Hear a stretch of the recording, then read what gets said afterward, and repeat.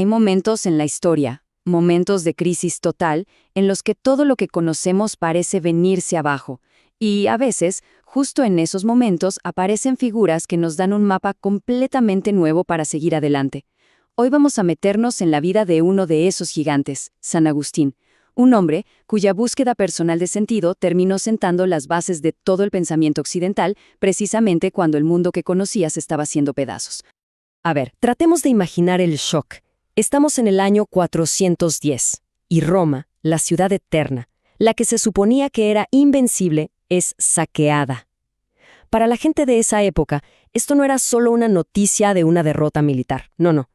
Cuando San Jerónimo escribe esto, no está exagerando. Para ellos, era como si literalmente el sol se hubiera apagado. El mundo tal y como lo habían conocido toda su vida se estaba terminando. Y claro, esa es la pregunta que quedó flotando en el aire.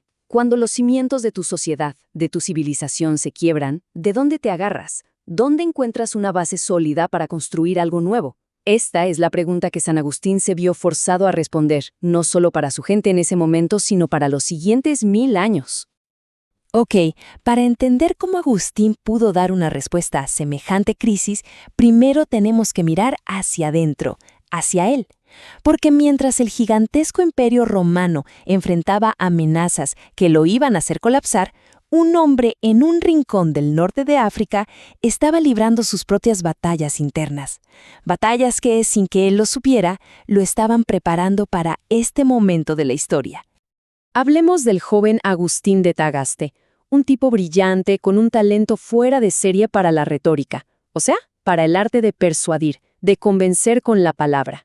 Su padre apostó todo a su educación y lo mandó a la gran ciudad de Cartago. Pero ahí, lejos de casa, este joven genio se perdió en una vida de excesos, buscando calmar una inquietud que ni él mismo entendía del todo. Y aquí está la clave de toda su lucha. No es que Agustín no supiera la diferencia entre lo bueno y lo malo. Claro que la sabía, y perfectamente. El problema era que se sentía incapaz de elegir el bien. En esta frase de San Pablo encontró un espejo de su propia alma, una voluntad que quería hacer lo correcto, pero que una y otra vez era arrastrada por sus propias pasiones. Bueno, esta insatisfacción tan profunda lo lanzó de cabeza a un viaje intelectual y espiritual que duró más de 10 años. Y ojo, no buscaba respuestas fáciles ni consuelos baratos. Buscaba una verdad que de verdad pudiera poner en orden su vida. Y de paso, el universo entero. Su búsqueda lo llevó a probar de todo, a explorar las grandes filosofías de su tiempo. Primero se metió con el maniqueísmo, que le daba una respuesta bastante simple. El universo es una batalla entre un Dios bueno y uno malo. Pero no le terminó de convencer. Después se fue al otro extremo, el escepticismo, dudando de que la verdad se pudiera conocer. El neoplatonismo fue un paso gigante, porque le ayudó a pensar en un Dios que no era material sino puro espíritu. Y finalmente, en el cristianismo, encontró la pieza que le faltaba, una respuesta que no solo le hacía sentido a su razón, sino que le hablaba a su corazón y a su propia experiencia de sentirse roto por dentro. Y fíjense en esta transformación. Es increíble.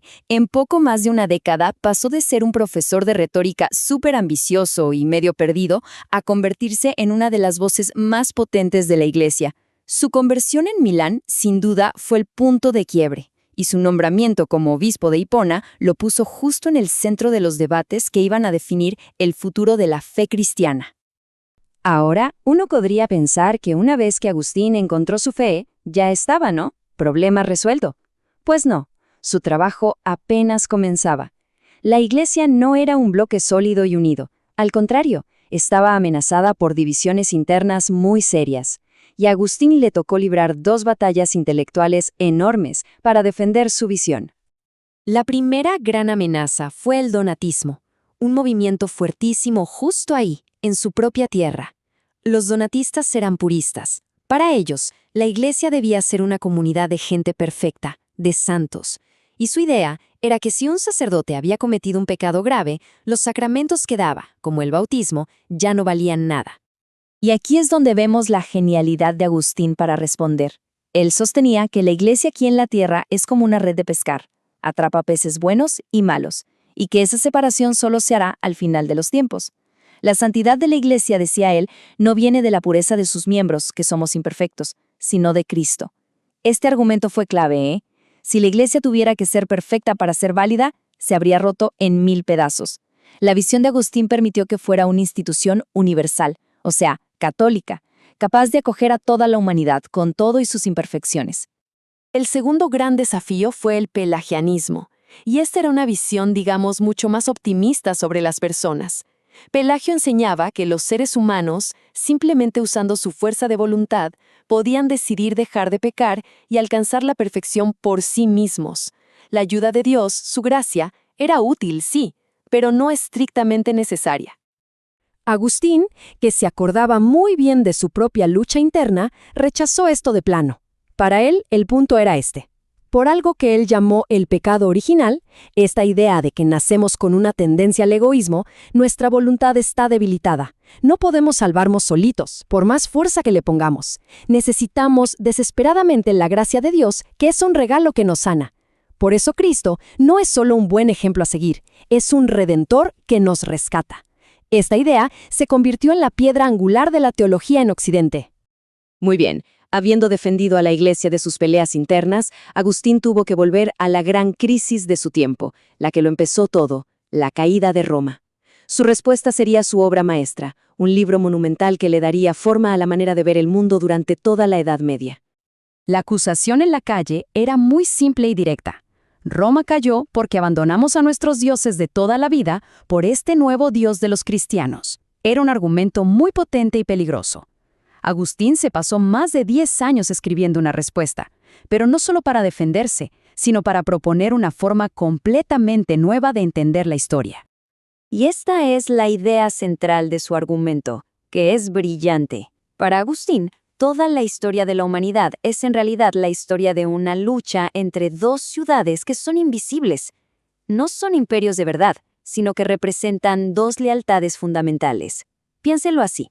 Una persona puede ser ciudadana de Roma, pero lo que de verdad la mueve en el fondo es o el amor a sí misma y al poder, y esa es la ciudad del hombre, o el amor a Dios y a los demás, y esa es la ciudad de Dios. Los imperios como Roma, que pertenecen a la ciudad del hombre, tarde o temprano están destinados a caer. Solo la ciudad de Dios es la que permanece para siempre. Y con esta frase tan poderosa, Agustín les da la vuelta al argumento por completo. Su punto era radical. Un imperio formado por ciudadanos que fueran cristianos de verdad, justos, humildes, serviciales, no sería un imperio débil, sería invencible. Roma no cayó por culpa de su nueva fe, decía él, sino porque su gente no se la tomó lo suficientemente en serio. El problema no fue el cristianismo, sino la falta de cristianos de verdad. El impacto de estas ideas fue inmenso. Agustín no solo defendió al cristianismo, le dio al mundo que vino después de Roma un marco para entender su lugar en la historia y una esperanza que iba mucho más allá de la caída de los imperios. Y este número lo resume todo. Casi 1000 años. Durante casi un milenio, el pensamiento de Agustín fue, digamos, el sistema operativo de la filosofía y la teología en Occidente. Grandes pensadores que vinieron después, como Tomás de Aquino, construyeron sobre sus cimientos, pero la arquitectura principal, la estructura, fue de él. Estas son solo algunas de las ideas que él grabó a fuego en la conciencia de Occidente, desde la idea de que el mal no es una fuerza en sí, sino la ausencia del bien, hasta esta nueva forma de ver la historia como un gran drama cósmico. Su influencia es, de verdad, incalculable. Pero al final, más allá de toda la teología, la filosofía y la historia, todo vuelve a su viaje personal. Esta famosísima cita de su libro Las Confesiones nos recuerda que toda su obra gigantesca nació de una búsqueda súper íntima y apasionada por una verdad que, como descubrió al final, siempre había estado dentro de él. Y así, la pregunta de Agustín resuena con fuerza hasta el día de hoy. Mientras su mundo se caía a pedazos, él logró construir un sistema de ideas que le dio sentido y esperanza a una civilización entera. Y nos deja con la misma pregunta esencial. Frente a nuestras propias incertidumbres, ¿cuáles son los cimientos sobre los que estamos construyendo nuestro futuro?